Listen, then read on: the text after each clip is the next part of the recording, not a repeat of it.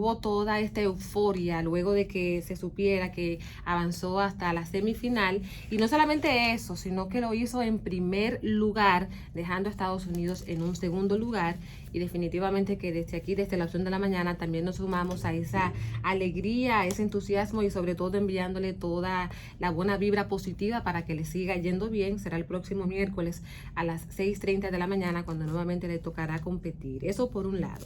Pero también, señores, ayer hubo mucho movimiento en el Congreso Nacional porque ya está la preocupación. Incluso yo había escuchado o visto unos BC por ahí, unos mensajes masivos, donde supuestamente, o por lo menos se le atribuía a un sacerdote de la Iglesia Católica específicamente, convocar a una manifestación ahí en el Congreso Nacional, porque ya querían, estaban deseosos de que este Código Penal simplemente fuera ya sancionado, aprobado y promulgado.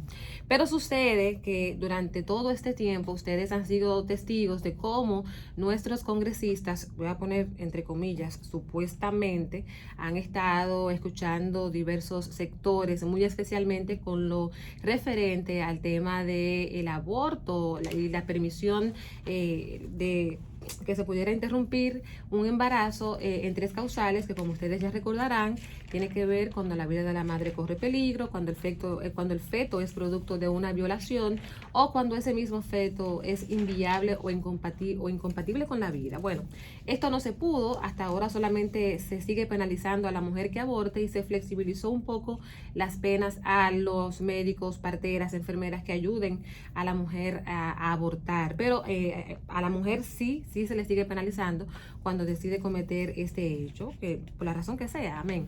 Mientras tanto, entonces, también ustedes saben que ha habido grupos que han estado protestando porque entienden que se les está violentando sus derechos cuando se elimina, por ejemplo, la palabra género. Entienden que no están siendo ellos incluidos y que están siendo discriminados también en el Código Penal dominicano. Sucede que ayer la Comisión Especial del Senado que estudia este proyecto decidió enviarlo así, tal cual como lo aprobó la Cámara de Diputados, ahora para que el Senado también lo aprobara. Pero sucede, señores, que previo a esto se supone que se siguió escuchando a personalidades y a personas también de la sociedad civil e incluso hasta la propia procuradora, doña Miriam Germán Brito, ayer estuvo por allá para hacer algunas recomendaciones.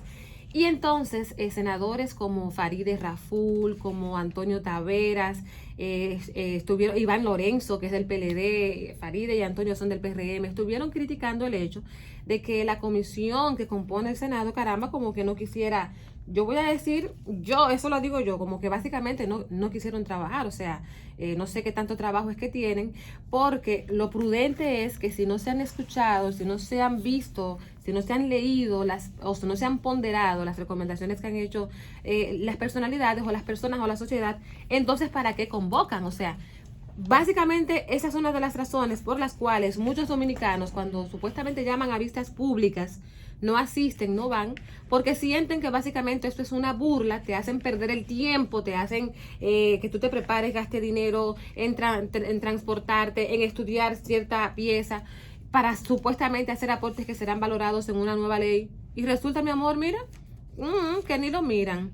Y ante esta situación, Farideh, Antonio, el mismo Iván dice que el tiempo no va a dar para el próximo 16 de agosto y que no va a dar el tiempo para que sea aprobado el Código Penal dominicano en esta legislatura. Pero están recibiendo presión tanto de la Iglesia Católica, especialmente, más que la Iglesia Católica, para no encasillar, de las iglesias que entienden ya que por el tema de la interrupción o no del embarazo en 3 causales, esto pudiera volver para atrás y entonces preferirían ellos que sea aprobado así antes del próximo 16 de agosto, que es cuando este gobierno cumplirá un año en el poder y sobre todo cuando habrá también cambio de bufetes directivos.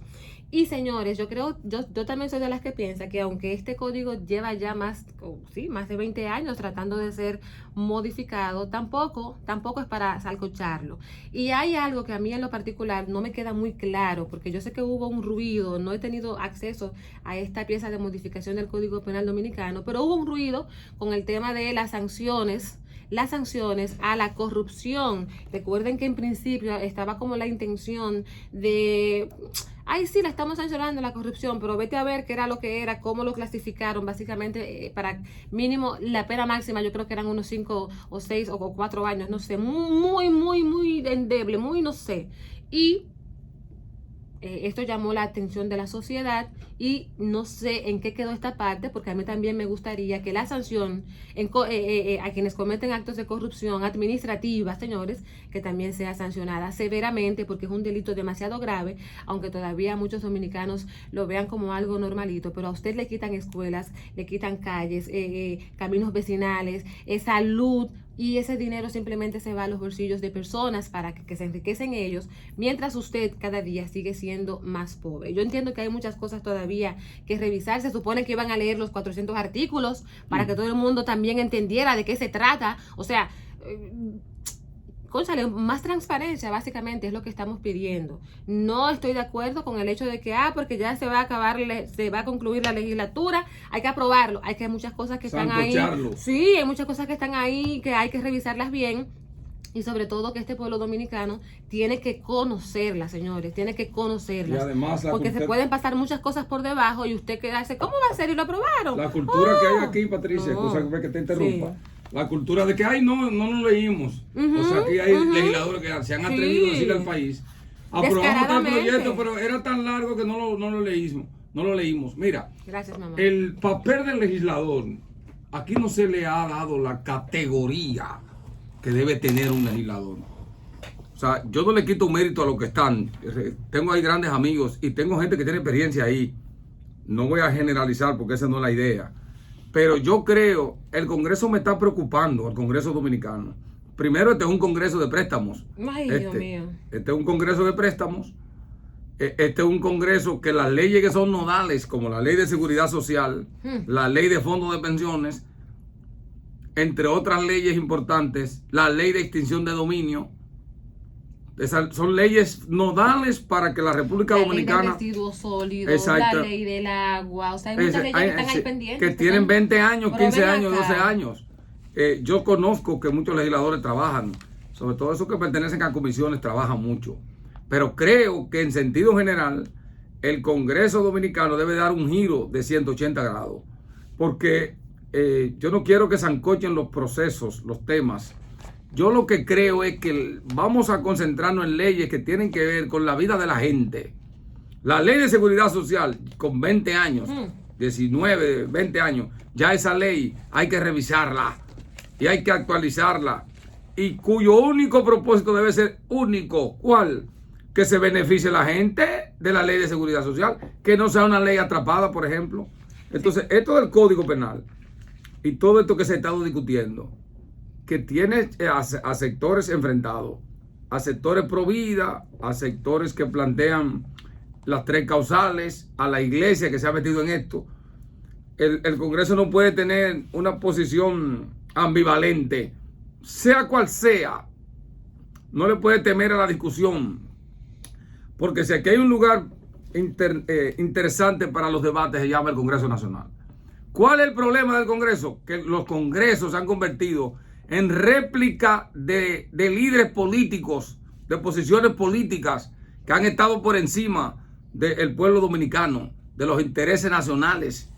Y a veces por hacerle el juego a fulano o por complacer a fulano, allí se hacen aprobaciones. Yo creo que llegó el momento, y ahí hay muchos legisladores jóvenes, no quiero citarlo por su nombre a ninguno porque se me puede quedar alguno, pero yo creo que todavía el Congreso está a tiempo de darle salida a una serie de proyectos. Y reivindicarse, Johnny, reivindicarse, claro. Porque se supone que cuando hubo este cambio de periodo gubernamental y además también de bufetes directivos y todo eso, había una esperanza de que ahí estaba el cambio, porque casi la mayoría de los legisladores que están ahí están ocupando por primera vez una curul, tanto en la Cámara de Diputados como en la Cámara del Senado, por lo que todavía el país tiene esperanzas y no nos gustaría, señores, sufrir esta decepción y que se diga que luego de haberse vendido un cambio, se diga que estamos en básicamente más de lo mismo. Quiero ya para concluir señalar que, no sé, Johnny, me gustaría que tú me dijeras, el ex gobernador del Banco Central, José Luis Malcún, ¿en qué periodo fue que fue gobernador? Hipólito Mejía. En el Hipólito Mejía. 2000-2004. Ok. Ahí fue que le tocó aquella crisis bancaria ¿Fue a él? Fue él que se la recomendó a Hipólito del problema del Baninter. De Baninter y sí, todo eso. Sí. Bueno, pues ese caballero está haciendo una propuesta. Primero hace un planteamiento que yo entiendo que es válido en el sentido, porque a mí también me preocupa, a Michael Miguel también le preocupa, y sé que a muchos dominicanos también les preocupa el hecho de el nivel de endeudamiento que lleva a cabo este gobierno a través del Congreso Nacional. Préstamos, préstamos, préstamos y más préstamos. Para todos, señores, un préstamo. Y recordar que de cada 100 pesos que se genera en la República Dominicana, 70 pesos está destinado al pago de capital e interés. Esto según los economistas, y entonces los 30 pesos restantes es que deben utilizarse para los problemas que tiene la República Dominicana, que es educación, que es salud, todo lo que usted quiera. Sucede que este ex gobernador del Banco Central está haciendo una propuesta que a muchos pudiera parecerles incluso descabellada, no sé, Johnny. Él dice que debido a ese nivel de endeudamiento, esa carrera de endeudamiento que lleva a cabo el Congreso Nacional y el gobierno de Luis Abinader, pues que contemple la opción de cancelar a 500,000 empleados públicos. Él dice que la nómina actual de este gobierno no es político. Tiene 750,000 personas laborando en el Estado, pero que la función del Estado se puede realizar perfectamente con 250,000 personas, lo que significaría que hay 500,000, dice él, que pudieran ser enviadas a la calle. Sí, pero le quieren crear un problema al presidente Luis Abinader. Sí, pero full. Sí, claro. Mira, ese hombre no es político. Ese no es político. Aquí se ha creído, y Leonel Fernández fue uno de los promotores, de que el Estado debe ser regulador, decía Leonel Fernández. Sí. Esa es la tesis de él. Y de ahí ese fue el argumento que él usó para desmantelar las empresas del Estado. Desmantelarlas y regalarlas, las empresas del Estado. Y hoy usted tiene a Molinos Dominicanos, de que Molinos del Norte, y Molinos de que yo quién. Bueno, y el sector eléctrico, todo lo privatizaron. Mira, en primer lugar, él está provocando, está incitando a una revuelta social. En segundo lugar, no son los empresarios que llevan a los gobiernos, son los pobres los que votan. Los empresarios pueden poner el dinero, que por cierto son muy malos políticos los empresarios. Tú tienes ahora el híbrido de que Luis Abinader es empresario y político. Eso quizá le da a él una gran visión del Estado diferente. El Estado está renunciando a sus funciones. La Constitución, el Estado está consagrando la Constitución de la República. Y la Constitución establece, por ejemplo, servicios básicos: agua, salud, energía eléctrica, educación, incluso trabajo. Establece la Constitución. El derecho al trabajo está constituido en la Constitución. Y define el papel del Estado en eso. Y hay leyes que, incluso esta ley de administración pública, establece de cómo tú debes ir al Estado. Todo lo contrario, yo creo que el Estado debe tener más empleados, porque después de las 3 de la tarde, casi, o las 4, tú no encuentras un servicio hasta el otro día. Tú tienes, por ejemplo, la MENA más trabaja hasta las 7 de la noche. De 7 de la noche hasta las 6 de la mañana, a las 7 de la mañana, tú no ves un AME en ningún lado. ¿Por qué? Porque la AME necesita un presupuesto, necesita más personal. La propia Policía Nacional. José Luis Marcún no es político. Y básicamente también ya, mira, ayer... ¿Y dónde fue que él dijo eso? Que yo no estaba en el país. En un periódico de circulación. Él es articulista del Listín. Sí, pero no fue en ese periódico. Él dice que... no, pero yo voy a poner ese tema. Sí. Ese no es político. Ese hay que expulsarlo de la fila del PRM. Porque él está diciendo, o él plantea que cancelen a los empleados públicos para que no los militantes, porque ni siquiera eso. Mira, hoy, él no está planteando eso. Hoy ya concluye de manera formal el año escolar en la República Dominicana. Recuerden que estaba pautado para el 29 de julio, pero que debido a las honras fúnebres a nuestro querido caballo mayor Johnny Ventura, pues fue pospuesto para este martes 2 de julio. Esto contará con la presencia del presidente Luis Abinader. Este año escolar a distancia ha sido calificado por las autoridades como exitoso, como oportunidad para que millones de estudiantes tengan acceso a la educación, que todo el mundo pueda seguir superándose. Siempre habrán situaciones, sé que también hubo muchas dificultades, muchas personas de escasos recursos que por X o por Y no tuvieron, si se quiere, la misma calidad de la formación, pero lo importante es que no, por lo menos en cuanto al grado escolar, sé que la mayoría de los estudiantes serán promovidos. Y ahora básicamente queda el esfuerzo tanto de los maestros, pero especialmente de los padres, madres y tutores para tratar que esas lagunas que pudieron haber quedado, señores, pues sean subsanadas con conocimiento, sea que les tengan que dar algún tipo de tutorías, clases de verano, algo, para que cuando vayan al próximo año escolar, que ya iniciaría en septiembre y dicen que de manera presencial, pues entonces que esos muchachos estén un poquito más preparados, porque no podemos tampoco tapar el sol con un dedo. Esto ha sido así en muchas situaciones. Hay otros que simplemente por un asunto por antonomasia nacieron con más recursos y también tienen padres más preocupados, y obvio el proceso educativo, enseñanza-aprendizaje, pues para ellos fue muchísimo mejor. Lo importante es que en ese punto no nos atrasamos y que ya, señores, hoy concluye ya de manera formal el año escolar a distancia. Finalmente, ahora sí, ya, Johnny, sí. A mí sí me preocupa lo que tiene que ver con lo que dijo la FAO respecto a la fiebre porcina africana. Tú señalaste el tema de que esto pudiera desaparecer la población de cerdos que tiene la República Dominicana, pero la advertencia que hace la FAO, que es la Organización de las Naciones Unidas para la Alimentación y la Agricultura, advirtiendo a otros países de la región que tengan cuidado, ¿verdad?, con la República Dominicana, porque aquí hay un brote de fiebre porcina africana que ya está identificado en aproximadamente 11 provincias. Señores, yo no sé qué ha pasado ahí, porque yo sé, según lo que he visto en la prensa y las ruedas de prensa que ha realizado el propio Ministerio de Agricultura, como que han actuado rápido. Fueron de inmediato a Cotuí, Sánchez Ramírez, intervinieron la zona, evitaron el traslado de cerdos que pudieran estar contaminados, sacrificaron también animales. En Montecristi hicieron lo mismo, en Dajabón estaban estudiando, pero de repente, en principio solamente eran 2 provincias y estaba estudiando en una, y de repente de una hora a otra, que ahora hay 11. Cuéntale, como que es mucho. Y a mí me gustaría también ver, porque solamente hemos escuchado, hemos visto al presidente fajarse con un pedazo de chicharrón. Hemos visto al expresidente Hipólito Mejía decir que la carne, que no hace nada, y también ajustándose su pedazo, como diríamos en buen dominicano, ajustándose su pedazo de cerdo. Pero yo también quisiera ver a las autoridades de salud pública. A mí me parece que esto es un problema serio, que no puede estar como sectorizado. Me parece que debieran unirse otras instituciones, como incluso salud pública, para generar todavía más confianza en los consumidores de carne de cerdo, porque en el momento que aquí se tenga miedo a consumir la carne, ustedes no se imaginarían todas las pérdidas en cuanto a la cadena de valor, la cadena comercial, incluso el que transporta, el que mata al animal, el que empaca la carne, o sea, mucha gente que vive de la crianza de cerdo. Entonces me parece que este comercio, este negocio, que Johnny dice que es la alcancía de los pobres, pero también a nivel industrial genera muchísimos empleos, en los embutidos salami, el jamón, más la carne que se vende, que si la venden molida, que si la venden, que es el filete, o sea,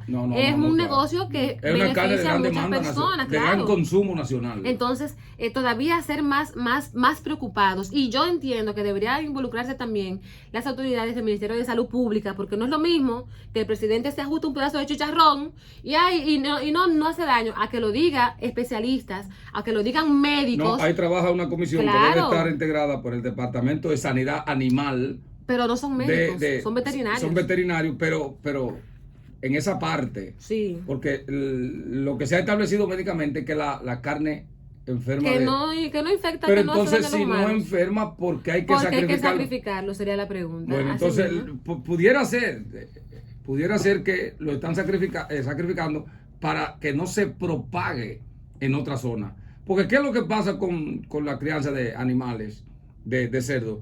Bueno, hay cerdo de granja. Por ejemplo, en la parte norte y sur hay mucha crianza de cerdo. Hay rural, de gente que lo tiene en su posilga, pero hay lo que tú hablaste de la industria cárnica dominicana, sobre todo de los porcicultores, ahí hay una serie de estándares. La gente cree que los cerdos de granja se crían así. No, eso no es así. Hay un proceso donde hay médicos veterinarios, que son los que... La alimentación que se le da a esos animales. Y además eso tiene que certificarlo. Incluso los mataderos municipales, muchos han sido clausurados en el pasado porque no reunían las condiciones sanitarias. Ahí entonces, ahí actúa el Departamento de Sanidad Animal y Agricultura, que es el departamento que tiene que ver con eso, que es el que incluso tiene que ver con los mataderos y los mercados. Básicamente lo que yo no quiero es que... Y entonces la parte que tú dices, ahí entra salud pública. Claro. Y entonces lo que no me gustaría es que con esta advertencia que hace la FAO a los países de la región, la imagen del país, tú sabes, porque los turistas cuando ven cualquier cosita, sí, porque espérate, aquí sí, hay que tener cuidado con eso. Aquí, sin embargo, la FAO no habla cuando nos mandan enfermedades y vainas a nosotros aquí. No, y cuando están pidiendo. Aquí, yo no oí la FAO cuando mandaron aquel gusano, ¿te acuerdas? Que entró por el este en un barco. Sí, un gusano que diezmó la mosquita blanca. La mosquita blanca fue en Asua. Eso fue en el 2015. La mosquita blanca siempre ha existido, 2016, pero ya controlada, porque Agricultura tiene un programa que se llama Programa de Manejo Integrado de Plagas. Tengo ahí grandes amigos que trabajan ahí de muchos años, técnicos calificados. ¿Qué es lo que tiene que hacer el Ministerio de Agricultura?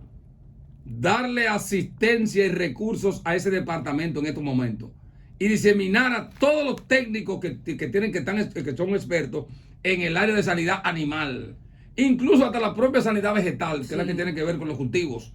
Son dos departamentos diferentes.